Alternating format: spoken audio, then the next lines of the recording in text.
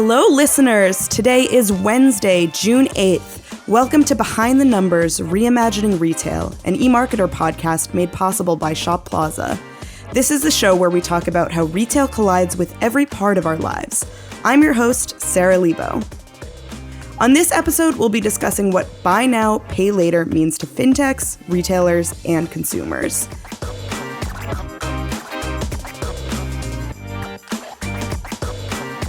Joining me today is podcast veteran and lead of retail and e-commerce practice and principal analyst, Suzy Davidkhanian. Hey, Suzy. Hi, Sarah. Thanks for having me. Yeah, welcome back.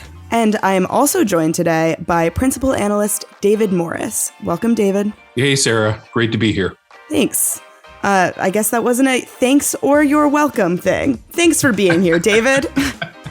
We're off to such a good start today. We'll be off to an even better start when we dive into our first segment. We start every show with our first segment, News and Reviews, where I give the news and our guests tell me their reviews. Today's headline is a June 1st piece of news from the Wall Street Journal, and the headline is, Baby Formula Shortage Worsens, Hitting Low-Income Families Hardest.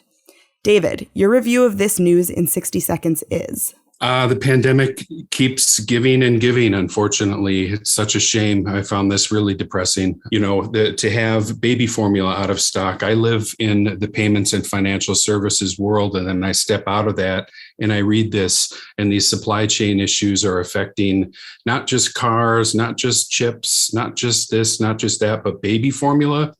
I actually am perplexed why we're having a supply chain issue with this, in part because I'm not exactly sure what's in baby formula. I don't have kids, but domestic production of milk. I mean, we have all of these staple products. I don't understand that this could go on. And actually, it's a government program. I don't know why that it's taken so long for them to do something about it. And it sounds like they have to do something with the sales contract system that is not allowing smaller players into the competitive mix.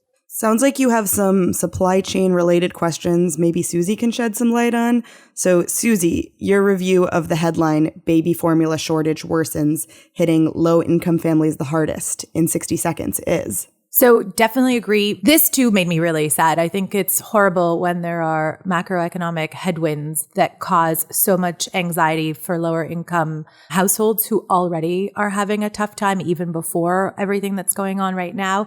I don't think this is necessarily tied to supply chain, Sarah, to answer your question directly. I think it's just bad management and monopolies. I think that there was a factory earlier this year that had to stop production because they were contaminated. You're right, David. This is a FDA approved sort of process.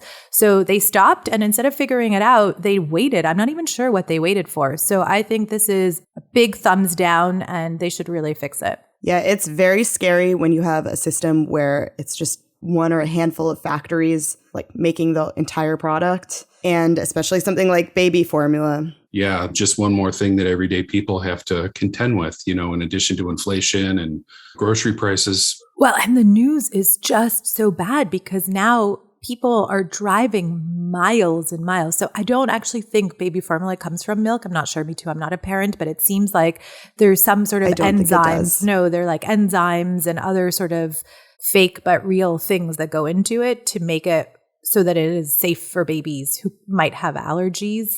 And now fuel is so expensive.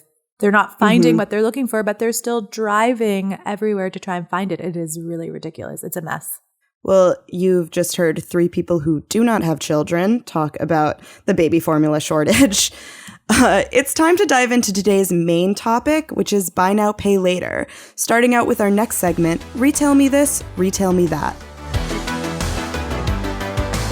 where we discuss an interesting retail concept. So today we're talking about what buy now, pay later means for fintechs, for retailers, and for consumers. So David, my first question is coming for you. Can you explain what buy now, pay later is to me as though I'm a shopper at checkout and I'm just now seeing an icon that says pay in 4 installments for the first time?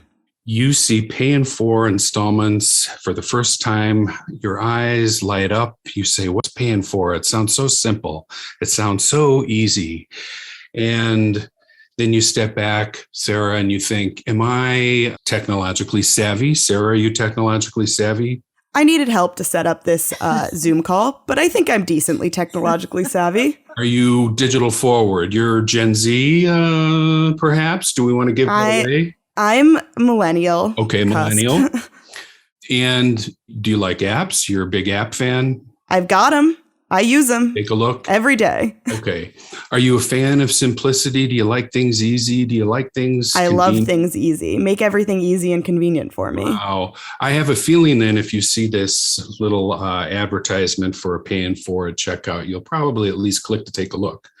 Mm-hmm. And then what you may find is an opportunity to be approved for something very quickly, like almost immediately with the click of a button. How does that sound? Are you approved though, or you're just given the money? Well, there's an underwriting story there. There's certainly approval in an underwriting process, but it's a very quick process. That's one of the things that makes this very appealing. And I would imagine, Sara, as a consumer, which you and we all are, we love that. We love it easy and quick. Can I ask a random question? Do we know how many people don't actually get quote unquote approved? Or is everybody who clicks the buy in for gets it regardless of their status? I don't have data to back this up, but I think there's certainly a great many people that wouldn't be approved. You think so? I think so. And that actually, we can talk a little bit more about Sara hypothetically, of course, because we don't want to share your actual financial status. But do you want to I'll give it all away. You have a credit card. I have a credit card. All right. Would you like me to read out the number? I wouldn't mind, actually. There's bills over here. We'll do that later. But if you've got a credit card, you might want to try buy now, pay later. If that credit card debt is starting to tip the scales, you can step in and choose buy now, pay later. That still means you're credit worthy. So coming back to Suzy's question, you've got a credit card, you're paying your bills, credit worthy, but you're maybe a little overextended on that card. Maybe you don't have any credit card rewards to give up. You could have some credit issues. Maybe you're subprime. That's kind of getting down there a little bit on the credit score ladder, but you're viable. These are viable folks, subprime. It sounds like we have some friction starting off, which is fine. No, there's no friction. We talk about this all the time. Okay, there's no friction. We are going to, Suzy, I think, is, she's not a fan, shall we say, of, the evolving dominance or prevalence of pay later. It's like capitalism at its worst, if you ask me. But I'm going to ask you a personal question, David. Do you use buy now, pay later without putting it on your credit card? Like just buy now, pay later? No, I mean, I have no reason to use it. There we go. I'm a pay in full. I am entirely dependent on credit card rewards. I make a couple $1,000s a year off of credit card rewards. Okay, so David is bragging now about his credit card rewards. I have more questions because I'm genuinely confused about the buy now, pay later business model. So last month, Klarna, which is a buy now, pay later, laid off 10% of its staff after losses tripled to $250 million in the first 3 months of 2022. That was up from $80 million during the same period as the year before. That comes to us from insider intelligence analyst Grace Broadbent. How do fintechs benefit from buy now, pay later if they have such great losses? Well, I mean, I think I would start by saying they benefit by having created this opportunity. They've, in my opinion, created a revolutionary lending product that's filled a void, filled a niche, more and more users. Wait, I'm sorry, what void is that?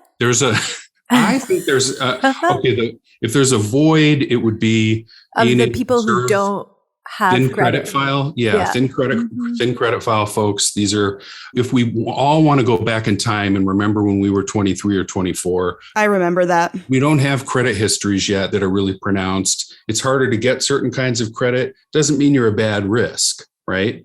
But, they're using this as an opportunity to be able to build out into other services. These, you've got Klarna, Affirm, Afterpay being able to move into super app territory where they're making a ton off the marketing side of things with merchants. And for context, a super app is an app where I can make my purchases from it as well as manage my finances. Yes. And even more, it's becoming, moving toward an all-in-one kind of ecosystem for you to be able to do your business. Yeah. And chat with friends. There's like a chat component. And of No, course, I'm chat serious. reports. In China, which is like where it's originally from, basically, their super apps really are the basis of the super app is from the like WeChat functions. Sarah, so you know this question about what do they get out of it? That's what they have gotten out of it, but the worm has turned, so to speak. You've got a situation where I think the investment party is over for companies. Back to your point that they all lose money, and that's actually okay, believe it or not. But if you think about it, and Suzy, even Amazon, Amazon lost money for like the first 20 years. I know. It sat there and lost money because investors were looking at the long game, Yes. But the long game changes when valuations go down in the face of recession and in the face of some of the consumer risks that are coming to the fore. I'm certainly not disagreeing with what I think Suzy's getting at here, that there's consumers here that are at risk and there's at least some significant potential, which is why the regulatory bodies have kind of stepped in. Sara, we agree in a lot of ways in general. It does fill a void for retailers. The void it fills is especially over the pandemic when younger people who don't have a credit card are now shopping online because they can't go to the store, and all of a sudden they can use one of these service providers to make a purchase online and then I'm assuming pay for it in cash on the back end. A lot of these are tied to your banks. Some of the incumbents are doing it. So there is money to be made and a void, but it is putting some people at risk, unfortunately. I definitely would agree with that. There's a potential of risk here, and I'm waiting for, there's a regulatory body in the US called the Consumer Financial Protection Bureau. They're looking into this very issue. And as a part of that, and as a part of being able to pass regulations to protect people, the everyday person shopping, these are the very questions they want to be able to answer to do that. They're the ones that are going to actually have the data to tell us how right or wrong we are about some of the questions that we might be asking. It's interesting you mentioned that. I would love to get to the questions we might be asking in the second half. Before we dive into how buy now, pay laters are affecting consumers, Suzy, I want to learn about the retailers. Credit cards take a bite out of the retailer margins. Buy now, pay later platforms, they take an even bigger bite out of that margin. What are the retailers gaining here? So I think that's a really good question, because why would you be doing it if you're not gaining something from it outside of capturing the void of consumers that you wouldn't normally have? There are studies like RBC Capital Markets just estimated that what they call point of sale loans, so I think that's fascinating, increase retail conversion rates by 20 to 30%. And lift the average ticket size between 30 and 50%. So yes, while a retailer is spending money using that program, just like they would a credit card and maybe a little bit a higher rate, more expensive for them, I think the margin loss is definitely null and void if you think about how much more they're spending. And apparently, according to some studies, it does bring about more loyalty and new consumers, especially if you think about the Klarna app. You're on the Klarna app, you're like, oh, I need a pair of jeans and Levi's is on it. And you're like, oh, I wasn't thinking about Levi's, but maybe I'll go buy it there. And so I think it brings a whole new set of awareness that the retailer might not have been able to get, which is kind of what David was saying originally. They are a marketing arm in some instances as well. Okay, so the fintechs are playing the long game. The retailers are benefiting from bigger carts and carts that consumers are actually buying. I want to talk about where I'm genuinely most concerned about buy now, pay laters, which, much like Suzy, it's the paying later part. So more than a third of buy now, pay later users have missed at least one payment, according to Credit Karma. These users of buy now, pay laters, they're predominantly Gen Z, which is an age group that makes up 35%, only 35% of the general credit active population. That's according to a TransUnion survey. That makes me think that people who don't have credit cards are taking on debt with ease.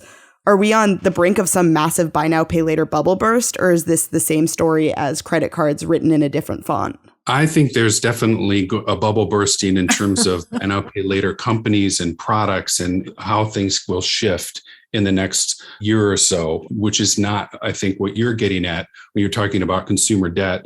I think there's certainly potential for a consumer debt problem here. And one clear way to be able to explain that is that, if the three of us, if we want, we can go pull our credit, right? And our credit report is going to have all my credit card payments on it, for instance, or my mortgage or my car payments. And if I want to go get a loan, the first thing that bank for a mortgage is going to do is pull my credit, because they want to see what I've been up to and what my debt is. One of the issues with buy now, pay later is that if they're not pulling hard credit reports or they're not reporting on their own customers' payment history, then there's no kind of central way to kind of pull up a file and go, hey, what is this person actually taking loans out for? And so if you're a buy now, pay later user, you could have loans scattered across providers. And those providers don't necessarily know about all of those things. That's another reason, regulation does need to come in here and sort some of this out so that things are more transparent. So the same thing that's making buy now, pay laters more accessible to everyone, making like these loans more accessible to everyone, is what can also make it dangerous for consumers. It's a devil's bargain at the same time. It can be. But I do think, I am definitely against buy now, pay later. It is a bubble that is just about ready to burst, guaranteed. I've been saying this for the last 2 years, probably. What I do think it does, though, is for younger folks who are financially responsible and understand how to budget, it gives them another opportunity and a more convenient way to do some sort of budget management. And it gives them new options of ways to shop, because a lot of these apps are also doing it, or platforms, I should say, are also doing in-store sort of activations, right? So all of a sudden you're helping consumers have more access to things. It's really a modern layaway plan, except for when we were kids, the layaway plan was you paid for it and then you got the item. And now you get the item and then hopefully you pay for it, right? So I do think there is some value for consumers. It's a different kind of risk that they're bearing. And some of that too is there's that if in terms of protecting consumers, and consumers sometimes do need to be protected against themselves. All of us. That regulation, that's a dirty word for some people, but regulations ultimately can come in and say, hey, here's a disclosure that tells you this is what happens if you don't pay. A debt collector will come after you. Your credit will go down. They do report. And there are things that especially a younger person, if they don't know and they're not being told in a uniform way by these buy now, pay later providers about some of these things, that's a problem. And that's another thing regulation can help address. So it sounds like we are going to go toe-to-toe on if the answer is regulation, on if buy now, pay laters are predatory. But we've covered how they affect fintechs, merchants, and consumers. Fintechs are playing the long game. Merchants and retailers, they probably have the most to gain right now and can really benefit from buy now, pay laters. But it can spell danger for consumers. We're going to go to a break now. After the break, I'll ask Suzy and David about their burning questions swirling around buy now, pay later. But first, a quick word from our sponsor, Shop Plaza.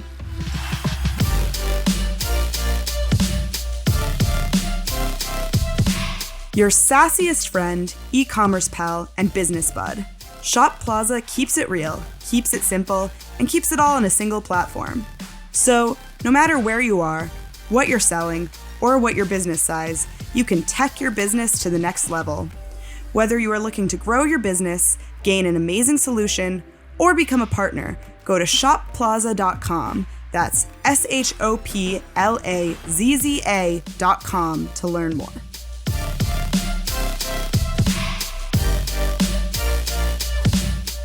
Welcome back from the break. Now it's time for pop-up rankings, where we take a look at specific examples and we rank them. Today, I've asked Suzy and David to help me put together the top 4 questions swirling around buy now, pay later, a very non-controversial topic that no one has a heated opinion on. David, I'm going to throw it over to you first. What is your top burning question? Give me question number 1 about buy now, pay later. Sure. Mine would be, how long can some of the pure play buy now companies, Zip and Affirm, remain viable on their own? And we think about valuations going down, funding becoming more expensive, recession around the corner, which means spending issues and so forth, along with competition and regulation. It's a question to ask. Gotcha. Yeah, definitely something to keep an eye on, especially with such huge losses from Klarna, like tripling losses this past quarter. Yeah, it's going to be a partner situation, I think, in Klarna's case. What do you mean by a partner situation?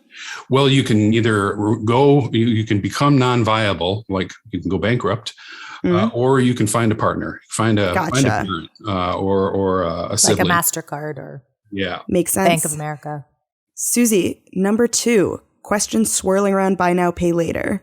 So as we talked about buy now, pay later being at the point of sale, which was the original question that David asked you, when you see it at the cart, does that not make your eyes sparkle with excitement? My question is, at what point in the customer journey do you need to know that buy now, pay later exists to actually help with a conversion? Because if you think about it, once the consumer has put the item that's X dollars in the cart, they were ready to pay for it. So then do you really need to offer? Are they though? Don't consumers abandon carts at a really high rate? Enter buy now, pay later, Sarah.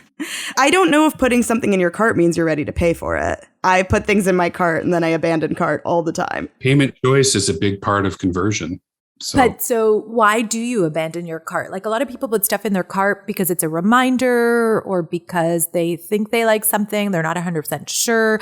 To actually abandon cart at the payment part is different than to abandon it before you even go through the whole checkout process, right? The buy now, pay later is at the very end. So yeah, payment options, digital wallets, those are important for conversion. If they don't take American Express, then you're not going to be able to shop there, for example.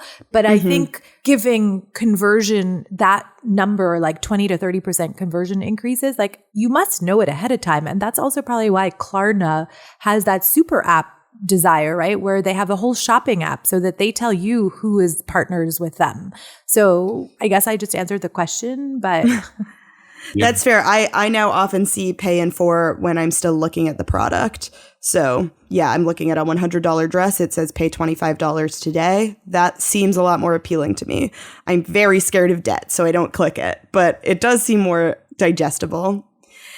David, can you give me question number 3, swirling around buy now, pay later? For me, it's a rhetorical question. How will regulation help buy now, pay later products and their customers? I don't know, Suzy, if you want to step in and provide your opinion. I would simply say that, one, a shout out to my buy now, pay later regulation report, which does answer this question, of course, from the perspective of this analyst. And it, I think, will help them in a number of ways. But I'd love to hear what Suzy has to say. Well, I mean, it's a great segue because it kind of answers or like dovetails into my question number 4, which is, when will the bubble burst? These kids, these younger generations, really, at what point are they going to be stretched so thin that they can't keep up?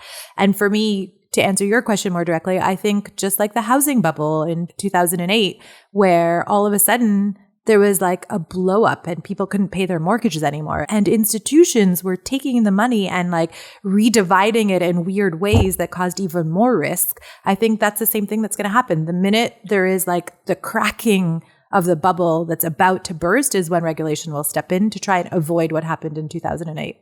I know we've talked about this some, but the bubble burst, obviously a metaphor.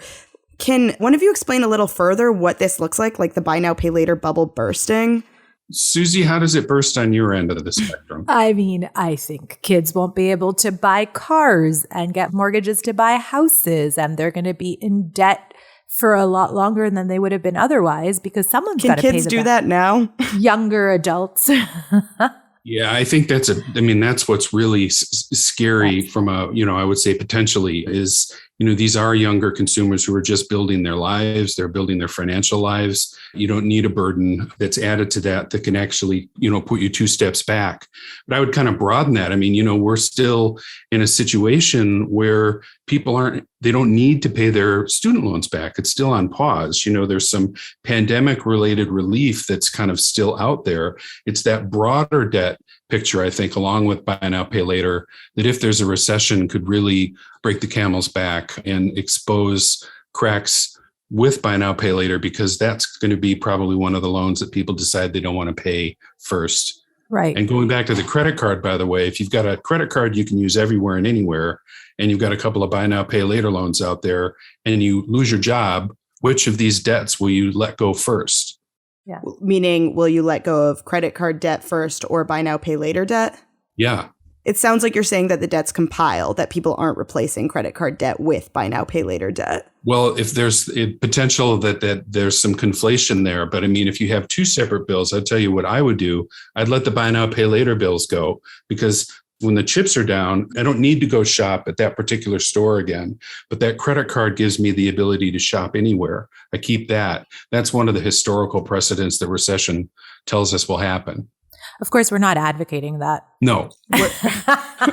We're not offering legal advice. But you know what? But all joking aside, to answer your question, the other way we're going to see the bubble burst is the Klarnas of the world that are letting go people, that their valuation is decreasing. And at some point, they're either going to fold or they're going to partner with an incumbent. And so I think that'll be like the last straw of the bubble breaking.